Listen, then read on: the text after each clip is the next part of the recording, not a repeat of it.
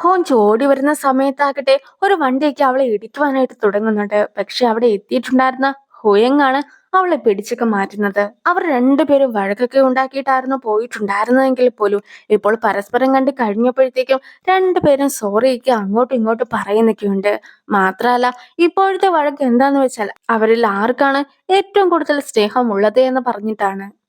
അവരും വീടിന് മുമ്പിലൊക്കെ എത്തി കഴിയുമ്പോഴത്തേക്കും എന്തായാലും ഇവിടം വരെ വന്നതല്ലേ, ഫുഡൊക്കെ കഴിച്ചിട്ട് പോകാമെന്നൊക്കെ പറഞ്ഞ് ഹോഞ്ചുവും അവനെ കൂടി വീട്ടിലേക്കൊക്കെ വിളിക്കുന്നു.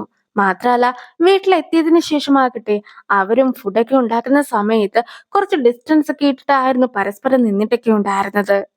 ഇനി കുക്കൊക്കെ ചെയ്തിട്ടുണ്ടായിരുന്നതും ഹോയങ് ആയിരുന്നു. അതുകൊണ്ട് തന്നെ ഹോയങ് വളരെ ടാലന്റഡ് ആയിട്ടുള്ള ഒരു വ്യക്തിയാണെന്നൊക്കെയാണ് ഹോഞ്ചു പറയുന്നത്. പഠിത്തത്തിലാണെങ്കിലും ജോലിയിലാണെങ്കിലും അവനവന്റെ മികവൊക്കെ തെളിയിച്ചതാണ്. അതേസമയം ഹോഞ്ചു അവനെ പുകഴ്ത്തുന്നുണ്ടെങ്കിൽ പോലും ഹോഞ്ചുവിന് ഇതുപോലെ യാതൊരു വിധത്തിലുള്ള കഴിവും ഇല്ല എന്നൊക്കെ പറഞ്ഞ് സ്വയം താഴ്ത്തിയൊക്കെ ആയിരുന്നു സംസാരിച്ചിട്ടൊക്കെ ഉണ്ടായിരുന്നത്. അത് കേട്ട ഉടനെ തന്നെ എനിക്ക് എല്ലാ രീതിയിലുള്ള കഴിവുമുണ്ടെന്ന് നിന്നോട് ആരാണ് പറഞ്ഞത്? എനിക്ക് നന്നായിട്ട് ഗെയിം കളിക്കുവാനൊന്നും അറിയിക്കയില്ല, പാട്ട് പാടുവാനോ അറിയിക്കയില്ല. നിനക്കറിയാവോ, ഞാൻ സാങ്പിലിന്റെ കടയിലൊക്കെ ഹെൽപ്പ് ചെയ്യുവാനായിട്ട് നിന്ന സമയത്ത് എത്ര പാത്രങ്ങളാണ് പൊട്ടിച്ചതെന്നോ? എന്തായാലും ഹോഞ്ചു ഒപ്പം ഉണ്ടായിരുന്ന സമയത്തൊക്കെ തന്നെ എനിക്ക് കഴിവില്ല എന്നൊരു തോന്നലൊന്നും എനിക്ക് ഉണ്ടായതേയില്ല. മറിച്ച് അവളുടെ ഒപ്പം കഴിവില്ലെങ്കിൽ പോലും അതെല്ലാം തന്നെ ചെയ്യുന്നതിൽ ഒരു സന്തോഷമൊക്കെ കണ്ടെത്തുക ആയിരുന്നു ഞാനും ചെയ്തിട്ടുണ്ടായിരുന്നത്. അതുകൊണ്ട് തന്നെ അതിന്റെ എല്ലാ ക്രെഡിറ്റും നിനക്ക് മാത്രമാണെന്നൊക്കെ ഹോഞ്ചിന്റെ അടുത്ത് ഹോയങ്ങും പറയുന്നു. ഇനി ഹോയങ്ങിനും കുറച്ച് ആഗ്രഹങ്ങളൊക്കെ ഉണ്ട്. അതിനെക്കുറിച്ചൊക്കെ അവനും പറയുകയാണ്. വർക്കൊക്കെ ചെയ്ത് വന്ന് കഴിയുമ്പോഴത്തേക്കും നിന്റെ കൂടെ ഇതുപോലെ നൂഡിൽസ് ഒക്കെ കഴിക്കുവാനും നിന്റെ ഒപ്പം ആർക്കേഡിലൊക്കെ പോയി അവിടെയുള്ള എല്ലാ ഗെയിംസും കളിച്ച് ജയിക്കുവാനും നീ ഇതുവരെ കണ്ടിട്ടില്ലാത്ത സ്ഥലത്തേക്കൊക്കെ നിന്നെ കൂട്ടിക്കൊണ്ട് പോയതിനു ശേഷം നിന്റെ എക്സൈറ്റ്മെന്റ് ഒക്കെ കാണാനും നീ തന്നെ ആനിമേറ്റ് ചെയ്ത മൂവീസ് ഒക്കെ വരുന്ന സമയത്ത് അത് കണ്ടിട്ട് അതിനൊടുവിൽ നിന്റെ പേരൊക്കെ എഴുതി കാണിക്കുമ്പോഴത്തേക്കും അതിന്റെ ഫോട്ടോ എടുക്കുവാനും പിന്നെ നിന്റെ ഒപ്പം ഒരുപാട് ഫോട്ടോസ് ഒക്കെ എടുക്കുവാനും എനിക്ക് സാധിക്കണമെന്നാണ് ഞാനും ആഗ്രഹിക്കുന്നതെന്നൊക്കെ ഹോയങ്ങ് പറയുമ്പോഴത്തേക്കും അവളും അവന്റെ ആഗ്രഹങ്ങളെല്ലാം തന്നെ നടക്കട്ടെ എന്നൊക്കെ പറയുകയാണ്. ഈ ഒരു സമയത്താകട്ടെ അവർ ഇരുന്നിരുന്ന ചെയറൊക്കെ മറിഞ്ഞിട്ട് രണ്ടുപേരും കൂടി നിലത്തേക്കൊക്കെ വീഴുന്നുണ്ട്. എന്നാൽ പോലും കുറച്ചു നേരം കൂടി നമുക്ക് നിലത്ത് തന്നെ കിടക്കാമെന്നൊക്കെ പറഞ്ഞ് അവരങ്ങനെ ഒന്നിച്ച് അവിടേക്ക് കിടക്കുന്നു. ഇനി ഹോയങ്ങും അമ്മേനെ കുറിച്ചൊക്കെ പറയുകയാണ്. അമ്മേനെ അച്ഛൻ ചീറ്റ് ചെയ്തതിന് ശേഷം അമ്മയുടെ അടുത്ത് ക്ഷമയൊക്കെ ചോദിച്ചിട്ടുണ്ടായിരുന്നെങ്കിൽ പോലും അമ്മയ്ക്കത് ക്ഷമിക്കുവാനായിട്ട് സാധിക്കുമായിരുന്നില്ല. അങ്ങനെയാണ് എന്റെ പഠിത്തമൊക്കെ ഇവിടെ നിന്ന് നിർത്തിയിട്ട് US എന്നെ കൂട്ടിക്കൊണ്ട് പോയിട്ടുണ്ടായിരുന്നതും. മാത്രമല്ല, അച്ഛൻ ഇപ്പോഴും ഉള്ളത് കൊറിയയിൽ ആയതുകൊണ്ട് തന്നെ ഇനി ഒരിക്കലും കൊറിയയിലേക്ക് വരികയില്ല എന്നൊക്കെ ആയിരുന്നു അമ്മ പറഞ്ഞത്. രാവിലെ ഹുയങ്ങോ ഹോഞ്ചു കൂടി എണീറ്റ് വരുന്ന സമയത്ത് അമ്മ കാണാതിരിക്കുവാനായിട്ടൊക്കെ ശ്രമിക്കുന്നുണ്ടെങ്കിൽ പോലും നേരെ അമ്മയുടെ മുമ്പിലൊക്കെയാണ് അവർ ചെന്ന് പെടുന്നതും.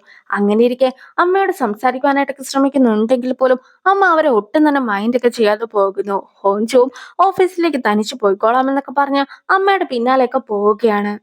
അമ്മ കുറച്ചു ദൂരം പോയിട്ട് പിറകിലേക്കൊക്കെ നോക്കുമ്പോഴത്തേക്കും ഹോഞ്ചു കൂടെ തന്നെ ഉണ്ടെന്നുള്ള കാര്യമൊക്കെ അമ്മയും മനസ്സിലാക്കുന്നു. നീ എന്നെ ഫോളോ ചെയ്യുകയാണോ എന്നൊക്കെ അമ്മയും ഹോഞ്ചുവിന്റെ അടുത്തൊക്കെ ചോദിക്കുന്നുണ്ട്. പക്ഷെ ഹോഞ്ചു ആകട്ടെ അമ്മനെ ഫോളോ ചെയ്യുക അല്ല എന്നൊക്കെ പറഞ്ഞ് മുന്നേ നടക്കുവാനായിട്ടൊക്കെ ശ്രമിക്കുന്നു. പക്ഷെ അമ്മയും കുറച്ചുകൂടി സ്പീഡിലൊക്കെ നടക്കുമ്പോഴത്തേക്കും ഹോഞ്ചുവും അമ്മയുടെ ഒപ്പമൊക്കെ നടക്കുവാനായിട്ട് വളരെയധികം പാടുപെടുന്നുണ്ട്. അങ്ങനെ ഇരിക്കെ അവർ തമ്മിലൊന്ന് സംസാരിക്കുമ്പോഴത്തേക്കും ഹോഞ്ചുവും അമ്മയെന്നൊക്കെ ആയിരുന്നു അമ്മനെ വിളിച്ചിട്ടുണ്ടായിരുന്നത്. പക്ഷെ അമ്മയ്ക്ക് അത് ഒട്ടും തന്നെ ഇഷ്ടപ്പെടുന്നില്ല. അങ്ങനെ ഇരിക്കെ നമ്മൾ രണ്ടുപേരും ഹുയങ്ങിനെ ഒരുപാട് സ്നേഹിക്കുന്നവരല്ലേ, അങ്ങനെ ഇരിക്കെ നമ്മൾ തമ്മിലൊരു റിലേഷൻ ഇല്ലേ, അതുകൊണ്ടാണ് ഞാനും അമ്മയെന്നൊക്കെ വിളിച്ചതെന്നൊക്കെ അവളും പറയുന്നൊക്കെയുണ്ട്. എന്തായാലും അവളും നേരെ ഓഫീസിലേക്കൊക്കെ ഓടിക്കേറി കഴിയുമ്പോഴത്തേക്കും ആയിരുന്നു അവളുടെ ഓഫീസും അമ്മയുടെ ഓഫീസും അടുത്താണെന്നുള്ള കാര്യമൊക്കെ അമ്മയും മനസ്സിലാക്കുന്നത്. എന്തായാലും ഇതൊരു ഡെസ്റ്റിനേക്ക് ആണല്ലോ എന്നൊക്കെ അമ്മയും ഓർക്കുന്നുണ്ട്. ഇങ്ങനെ കമ്പനിക്ക് നഷ്ടപ്പെടുന്നതിനെ കുറിച്ച് ഒന്നും തന്നെ അങ്കിളിന് ആലോചിക്കുവാൻ പോലും സാധിക്കുന്നില്ല. അങ്കിളും വളരെ വിശദീകരിച്ചൊക്കെ അതിനെക്കുറിച്ച് സംസാരിക്കുന്നുണ്ട്. അങ്ങനെ ഇരിക്കെ നമ്മൾ എത്രത്തോളം കാര്യങ്ങളൊക്കെ ചെയ്തു കൊടുക്കാമെന്ന് അവനോട് പറഞ്ഞതാണ്. ഇത്രത്തോളം കണ്ടീഷൻസ് ഒക്കെ അവൻ വെച്ചിട്ടുണ്ടായിരുന്നെങ്കിലും അതെല്ലാം തന്നെ സപ്പോർട്ട് ചെയ്ത് നമ്മൾ നിന്നിട്ടും അവൻ എന്തുകൊണ്ടാണ് റിസൈൻ ചെയ്യണമെന്ന തീരുമാനത്തിൽ നിന്ന് മാറാത്തതെന്നൊക്കെയാണ് അങ്കിളിനും ചോദിക്കുവാനായിട്ടുണ്ടായിരുന്നത്. എങ്കിൽ പോലും അമ്മ അതൊന്നും തന്നെ വലിയ സീരിയസ് ആയിട്ടൊന്നും എടുക്കാതെ വളരെ കാമായിട്ടൊക്കെ ആയിരുന്നു അതിനെ നേരിട്ടിട്ടൊക്കെ ഉണ്ടായിരുന്നത്. രണ്ട് ടീച്ചേഴ്സ് കൂടെ ഇരുന്നിട്ട് ഹണിമൂണിന് പോകാൻ പറ്റിയ സ്ഥലത്തെ കുറിച്ചൊക്കെ ഡിസ്കസ് ചെയ്യുകയാണ്.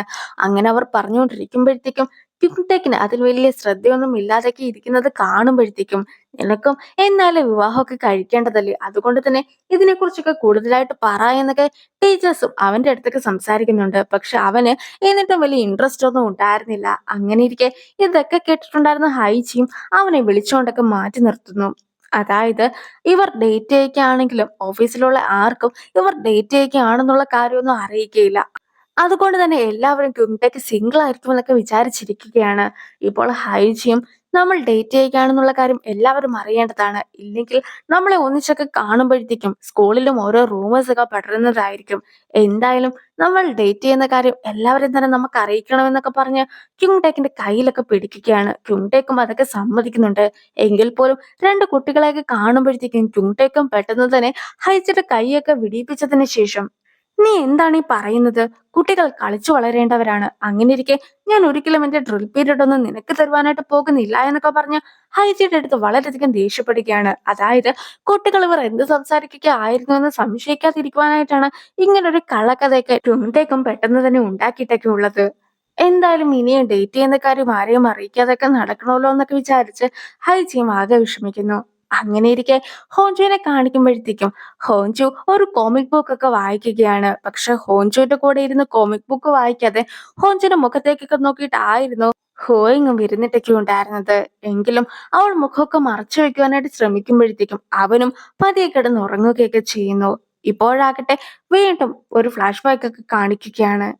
ഹോഞ്ചുവും ആരാകുവാനായിട്ടാണ് തനിക്ക് ആഗ്രഹം എന്നൊക്കെ എഴുതിക്കൊണ്ടൊക്കെ ഇരിക്കുകയായിരുന്നു. ഈ ഒരു സമയത്താകട്ടെ ജനലിന്റെ വെളിയിലേക്കൊക്കെ നോക്കുമ്പോഴത്തേക്കും ഹുയങ്ങും ഗെയിമൊക്കെ കളിക്കുന്നത് കാണുകയാണ്. അതായത് അവൻ ഇത്രയ്ക്ക് വലിയൊരു അത്ലറ്റൊക്കെ ആയിരുന്നു എന്ന് അവൾക്ക് അറിയുക പോലും ഇല്ലായിരുന്നു. എങ്കിലും ഇത്രയും നല്ലൊരു അത്ലറ്റ് എങ്ങനെയാണ് കുഴിയിലൊക്കെ വീണു പോയിട്ടുണ്ടായിരുന്നതെന്നൊക്കെ അവളും ആലോചിക്കുകയാണ്.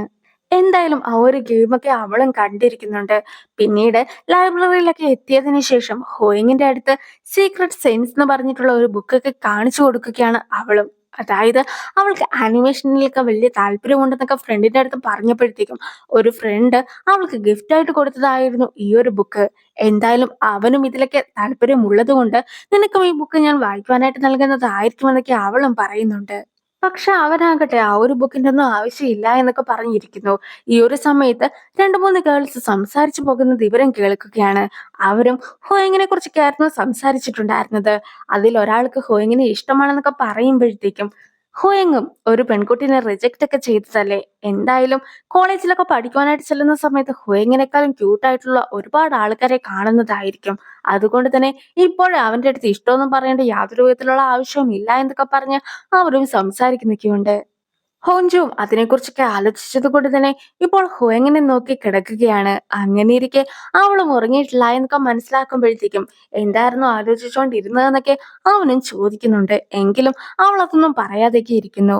അങ്ങനെ ഈ ഒരു വീഡിയോ അവസാനിപ്പിക്കുകയാണ്. അടുത്തൊരു വീഡിയോ ആയിട്ട് എത്രയും വേഗം കാണാം. ബൈ.